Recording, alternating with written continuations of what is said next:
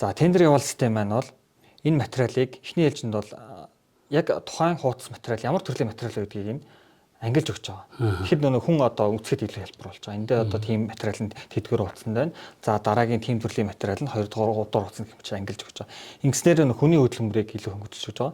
За үүн дээрээ үндэслээд тендер явуул систем маань дараад нь тухайн хуудас бүрийг уншиж ойлгоод монгол хэлээр бичсэн текстийг уншиж ойлгоод тухайн ойлголтын дээрээ үндэслээд тендерийн шаардлагатай уялдуулаад дүгнэлт гарч өгдөг гэсэн. За одоо энэ оролцогчийн материал маань тэдгээр хуудсан тийм материал байгаа. Тэн дээр тийм үг хэсэг одоо байгаа болохоор за энэ шалгуурыг хангаж ийн гэж үзэж чинь хангахгүй байна гэж үзсэн гэх мэтлэр дүгнэлт гаргаж өгдөг гэсэн. За ингэснээрээ бидэд одоо нөгөө тендерт оролцдог 300 хэдэн хүний маань ажлыг бол маш их хэрэг хөнгөлж өгч байгаа.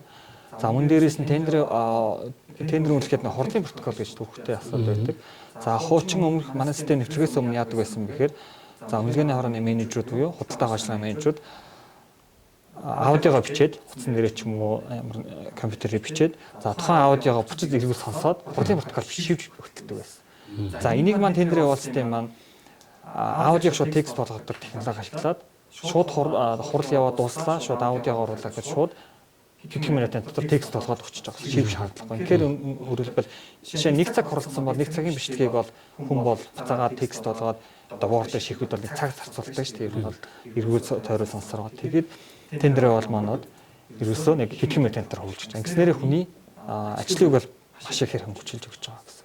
Тэгэхээр ер нь манай системийг товчтой үнээр хэлэх юм бол хүний хөдөлмөрийг бол тендер үнэлж маш их хэрэг хөнгөлж өгч байгаа. За яг одоогийн байгаа хуулийн зохицуулалтаар болохоор эцсийн тендер үнэлгээг хүн хийж байгаа. За манай тендер явуул систем бол зөвхөн хүний үйл ажиллагааг хөнгөлчлөх дээрээс хүнд үнэлгээ санал болгох байдлаар л олцож байгаа. Тэгэхээр яг тухайн манайхаа санал болгосон үнэлгээг одоо хүн хараад эцсийн үнэлгээг хүн хийж байгаа гэсэн. За хуулийн зохицуулалт нь өөрөө хүн үнэлнэ гэсэн байгаа болохоор бид бол хүнд туслах зорилгоор л ашиглаж байгаа гэсэн. Энэ системийн яг одоо хөгжүүлэлт те цаашдын явц одоо үр дүн зорилго одоо юу хийгдэх вэ цаашдаа?